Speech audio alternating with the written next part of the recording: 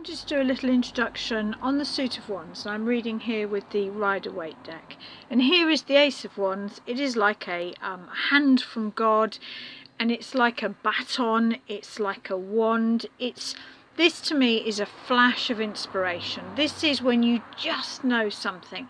I often imagine that this hand of God now wraps you on the head, and it's like an idea flashes into your head. You just know something. I kept getting the Ace of Wands years ago now, and I just couldn't work out what it was, and I thought there's something I'm just not getting. And in the end it was to do with friendships. It was to do with a particular friend that on reflection was always rearranging, it was always, could you just have my kids for me? And then it was on my birthday. She'd offered to take me out for lunch. My husband had taken some time off work to have our kids, and sure enough she was running late, and my husband said, you better just text her, make sure she's remembered. And it was like a bash to my head. Oh my God, you're right, I remember saying. She's probably completely forgotten. Sure enough, I rang her up. She was having coffee with a different friend. She'd forgotten. It was a wake-up call. The Ace of Wands is when you just know something. The Ace of Wands can be a really good idea, an inspirational idea. All the potential that is there. These little leaves that are falling, they are referred to as yods. They refer to the first letter of Jehovah's name in Jewish tradition, and they are blessings. It suggests that this wake-up call, this brilliant idea, even if it's a bit of a shock at the time, is going to be a good idea. But the Suit of Wands needs to be grounded. We have the fertile land here. We have trees, we have a stream, we have a mountain, we have a building. Everything is there for you. There is the potential, but it is just potential. Moving on, we have the Two of Wands. I often see this as quite an anxious card. I tell you what, go and stand by your window, get a heavy plant pot and try holding a heavy plant pot in your hand like that. And at the same time, try and look out the window and also over your shoulder. And I guarantee within a few minutes you'll start to have arm and neck ache.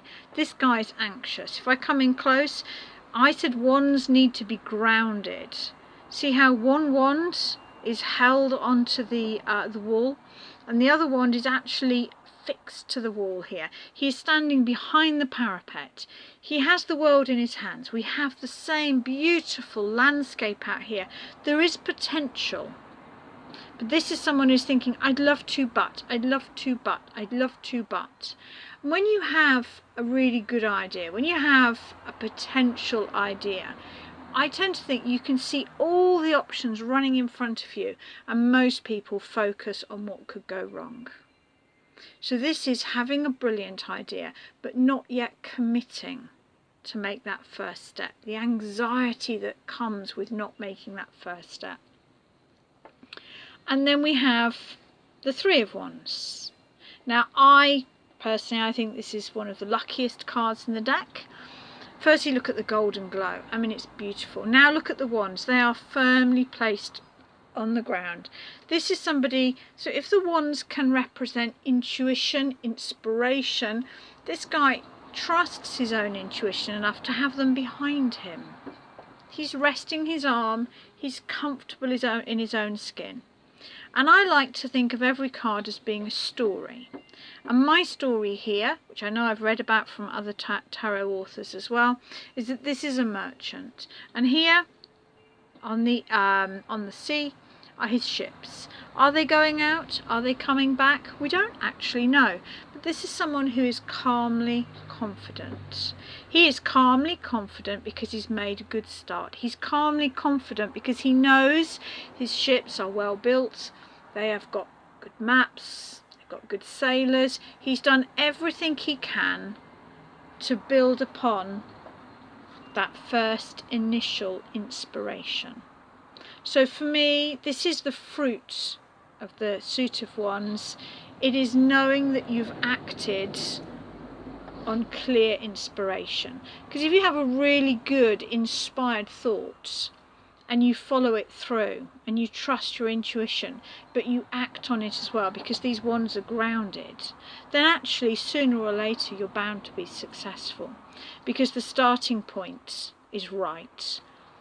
and the work and your attitude are right. Now, a very telling attitude, which I'll be doing soon in another video, is to compare the ace with the 10 of each of the suits. And if you're familiar with tarot, you'll know that the 10 of Swords is not a particularly nice card, and the 10 of Wands isn't the best of cards.